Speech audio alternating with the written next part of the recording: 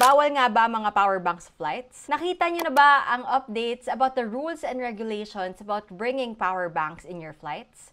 Tara, and let's get into it. Nakagawa na din ako ng mga madaming detailed guide videos para sa mga nagta-travel. Kung may tanong ka, baka nasagot ko na yan sa past videos ko, so check nyo na yung playlist ko. Naglabas ang CAAP or Civil Aviation Authority of the Philippines ng bagong guidelines on carrying power banks in your flights. Ang hindi lang nagbago ay hindi pa rin pwede ang pagdala ng power banks or battery sa inyong mga checked baggage. So paano yan? Pwede ko pa rin ba dalhin ang power bank ko as a hand carry item?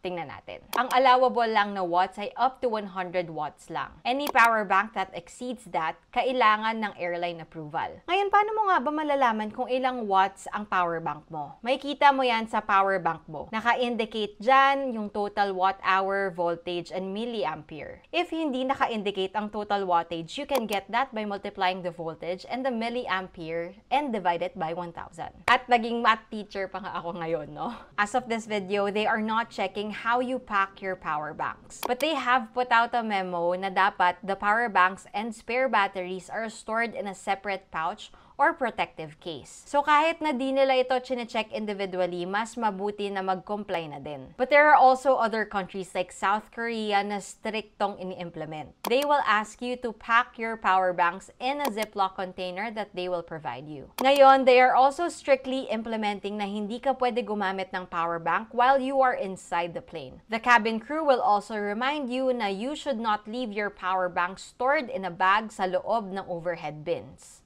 You will either need to put that inside your personal bags and store it under the seat in front of you or on your lap. And another option for you is to put your power bank sa seat pocket sa harap mo. Yan ay para masigurado na hindi mag-overheat ang inyong power banks. So you will be able to quickly notice and call the cabin crew's attention. Lahat ng ito ay ginagawa for everyone's safety dahil recently nag-cause ang isang power bank na nakastore sa overhead bin ng fire sa loob ng plane. Sana nabigyan kayo ng clarity sa inyong mga tanong about the rules around power banks.